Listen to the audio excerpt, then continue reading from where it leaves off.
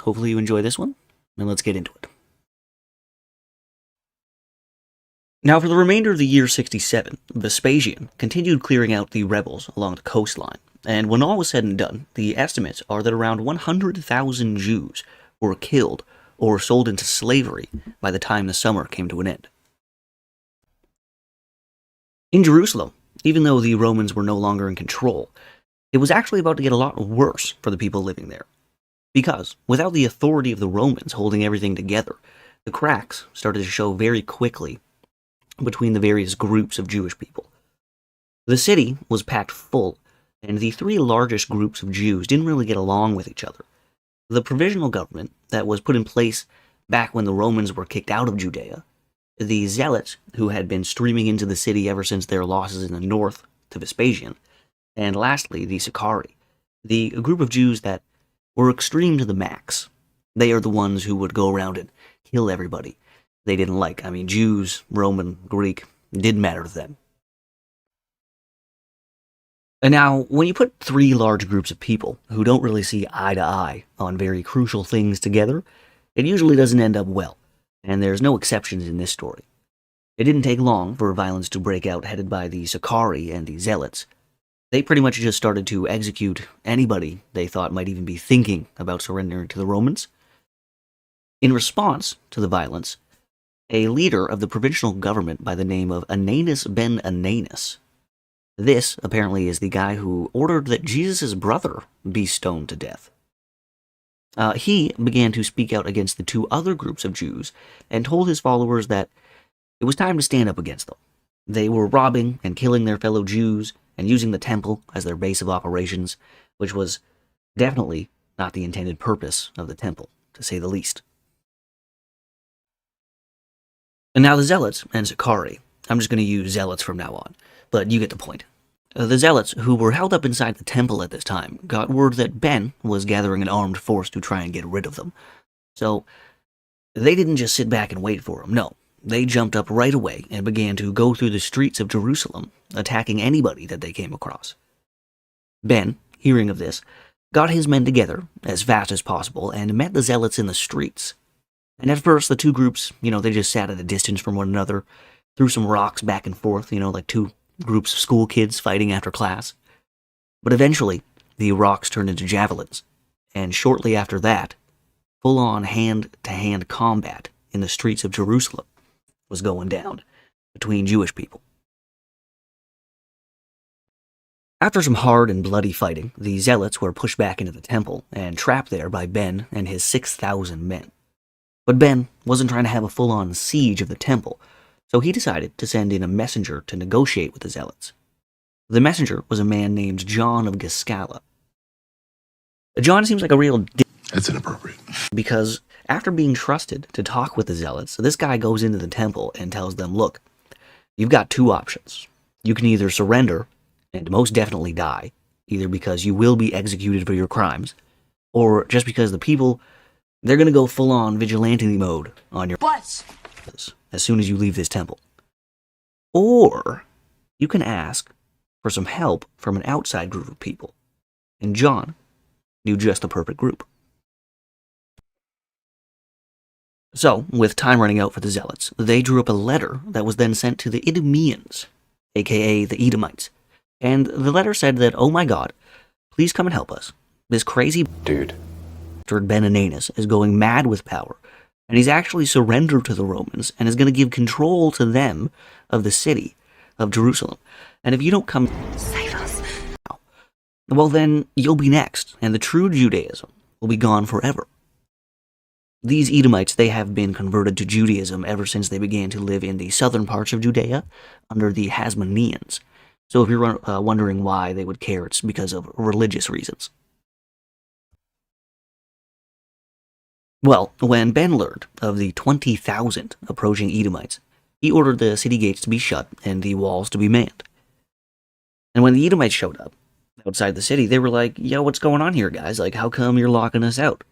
We're all Jewish here. Why would you bar us from the city that we share in common? Unless the letter that we got was true, and that you guys are holding the true Jewish people hostage in the temple, and you guys are going to surrender to the Romans. The men on the walls, they tried to shout down to the Edomites that, like, no, you've got it all wrong. The zealots, they've been robbing us. This actually has nothing to do with the war against Rome. We just want these guys gone. We're not actually going to surrender to Rome, you idiots. But it was too late. That night, it said that a thunderstorm blew over Jerusalem, and in the middle of it, some zealots snuck out from the temple with saws and made their way to the gates where, under the noise of the clashing thunder, they cut the bars of the gates and allowed the Edomites to pour into the city. They found Ben and his men still waiting outside the temple. The 6,000 men fighting for Ben had no chance against the 20,000 Edomites, and were slaughtered to a man. After being saved from the temple siege, the zealots then went through the city and massacred any commoner they could find. The Edomites finally learned of the trickery that got them to come to Jerusalem in the first place, and that Ben and the other group of Jews, they had never actually reached out to the Romans. Though nothing is really said about it or how they felt, but this is actually the last time we see or hear of the Idumeans in the historical record. It seems after the first Jewish-Roman war, they just kind of seem to fade into history. In the springtime of the year 68, Vespasian was back on the move. His army had been taking one Jewish stronghold after another, making great progress against the Jewish rebels. When about halfway through the year, news arrived from Rome, stating that Nero, the emperor, had been deposed and had ended his own life.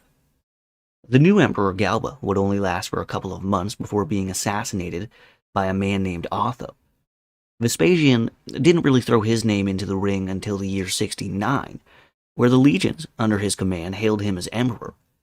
He would leave Judea under the control of his son Titus and head back to Rome, where he would put an end to the turmoil caused by the year of 4 emperors and establish a new imperial ruling family, which will in turn turn into the Flavian dynasty. Skipping forward a bit here now to the year 70, Vespasian has won the civil war against his enemies and is now emperor of Rome, and Titus is in command of the legions in Judea, and he and they have made their way to the famous city of Jerusalem, which is absolutely packed to the brim with people at this point, with all the refugees who have been fleeing the advancing Romans. Knowing this wasn't going to be a quick and easy victory, Titus set about making plans for a full-on siege. He surrounded the city with 4 legions: the 5th Legio Macedonica, the 13th Legio Fulminata, the 15th Legio Apollinaris, and the 10th Legio Fretensis. Then, Titus ordered that a trench be dug all the way around the walls of Jerusalem, basically trapping everyone inside. And for the final touch, Titus had walls built with towers that were just as high as the walls of the city. And with that, Jerusalem was surrounded.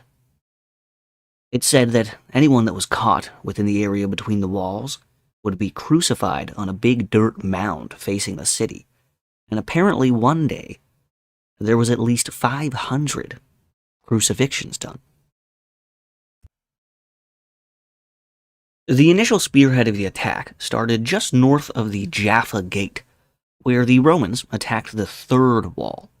This wall had just been built shortly before the siege began, so the Romans had little trouble breaching it, and by the end of May, they had actually managed to breach the 2nd wall as well, which pushed back the defenders to the temple and the upper and lower city. Life for the people inside Jerusalem was getting really bad. At this point, the zealots were going overboard with their violence that they were committing against their own people, and there was quite a large portion of people that began to speak of surrendering to the Romans. Well, in response to that, the zealots burned a massive amount of food that they had stockpiled, because in their minds they thought that it would incite the people to fight harder against the Romans, but all it ended up doing was causing people to starve to death. Nice. Now, after the Romans had fought their way into the city, they wanted to take the fortress of Antonia, because it would give them a perfect vantage point to assault the temple where the majority of the rebels were held up. But even after managing to take that, the Jewish rebels were still fiercely defending the temple.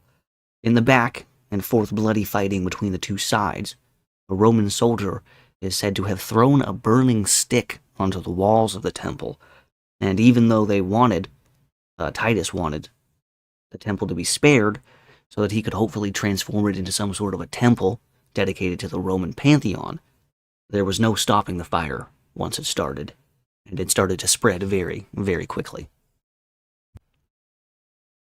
And as the flames spread all throughout the city, the Jewish defense crumbled as the rebels began to flee. Our friend Ben, who now goes by Josephus, was actually there to witness the fall of his people. He describes the scene. As the legions charged in, neither persuasion nor threat could check their impetuosity. Passion alone was in command. Crowded together around the entrances, many were trampled by their friends. Many fell among the still hot and smoking ruins of the colonnades and died as miserably as the defeated. As they neared the sanctuary, they pretended not even to hear Caesar's commands and urged the men in front of them to throw more firebrands. The partisans were no longer in a position to help. Everywhere was slaughter and flight. Most of the victims were peaceful citizens, weak and unarmed, butchered wherever they were caught. Round the altar, the heaps of corpses grew higher and higher, while down the sanctuary steps poured a river of blood, and the bodies of those killed at the top slithered to the bottom. Josephus says that Titus didn't want the temple destroyed and that it was all the fault of the common Roman soldiers, but I think he was just trying to curry some favor with Titus, since, his dad was now the emperor. But after the siege, Titus ordered that the walls and defenses of Jerusalem be torn down. The only thing left really was the western portion of what used to just be a retaining wall, not even part of the actual temple itself, that we now know as the Wailing Wall. Josephus also claims that 1 million people, mostly Jewish, were killed during the siege, but that's obviously a highly inflated number. The 97,000 slaves, though, is thought to be a much more realistic number, but really it doesn't matter that much. What we do know is that many, many people lost their lives during the siege, and that many, many more people were driven from their homes and the land of Judea afterwards. Now, that's pretty much the major part of the First Jewish War. There is just one more event I'd like to mention, and that, of course, is the Siege of Masada. Now, if you remember from earlier, I just briefly mentioned Masada and the Sicarii. Well, a lot of them were still just chilling at Masada, going out for raids every now and then, and the Romans weren't just going to let that happen. So in the year 72, 2 years after the fall of Jerusalem, the Roman governor of Judea, Lucius Flavius Silva, led the Legio Fretensis, some auxiliary troops, and about 15,000 men and women, Jewish men and women, who were prisoners of war, to Masada, where they surrounded the hilltop fortress with a wall and began construction on a huge siege ramp. Now, Josephus doesn't speak of any attempts by the people in Masada to sally out and stop the Romans from building this thing. So in the spring of 73, the ramp was finished.